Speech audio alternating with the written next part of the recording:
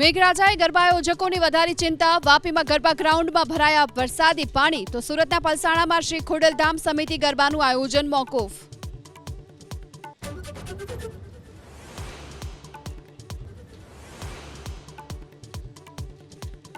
જાતિગત ભેદભાવ ખતમ કરવા યોગી સરકારનો મોટો નિર્ણય। ઉત્તર પ્રદેશમાં જાતિ આધારિત રેલીઓ પર રોક, એફઆઈઆર, જાહેર સ્થળો અને મહત્વના દસ્તાવેજોમાં પણ નહીં થાય જાતિનો ઉલ્લેખ।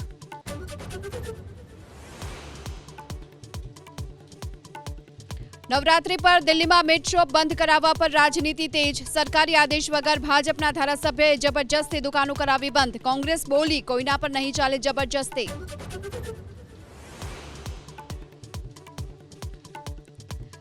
આખા દેશમાં ભાજપે મનાવ્યો જીએસટી બચત ઉત્સવ। દિલ્હીમાં સ્થાનિક દુકાનદારો સાથે જેપી નડ્ડાનો સંવાદ। બોલ્યા, સ્વદેશી સામાન વેચો અને જીએસટીમાં ઘટાડાનો ફાયદો પણ ગ્રાહક સુધી પહોંચાડો।